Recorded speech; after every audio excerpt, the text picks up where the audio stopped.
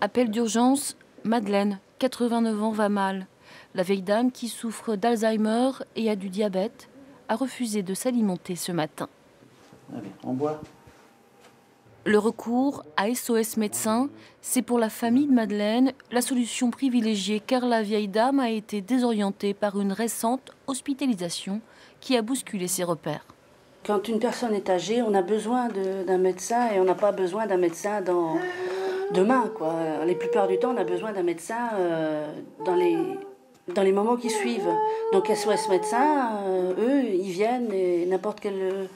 Du lundi au dimanche, ils sont là, même la nuit, ils sont là. Donc c'est important dans le cas d'un maintien à domicile.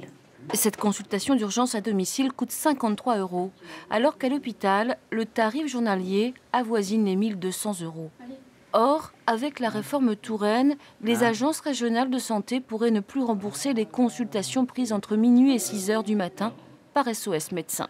Je pense notamment aux patients détenteurs de la CMU ou des patients qui n'ont pas les moyens d'avoir forcément une mutuelle qui leur permette le remboursement, n'auront qu'une seule alternative, c'est aller aux urgences de l'hôpital. Chantal a 53 ans, elle ne peut plus se déplacer autrement qu'en fauteuil. Elle est atteinte de sclérose en plaques. Aujourd'hui, c'est pour une infection urinaire que SOS Médecins intervient. Cette petite pathologie ne nécessite pas aujourd'hui un recours aux urgences. Or, pour ce médecin, c'est bien le sens de cette réforme, diriger le plus possible les patients vers l'hôpital.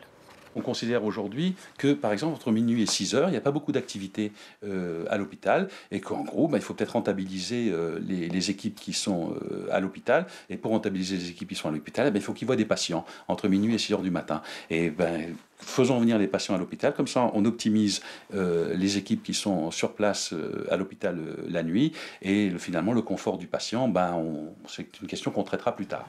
C'est pour ces raisons que les médecins de l'association seront en grève pour 48 heures.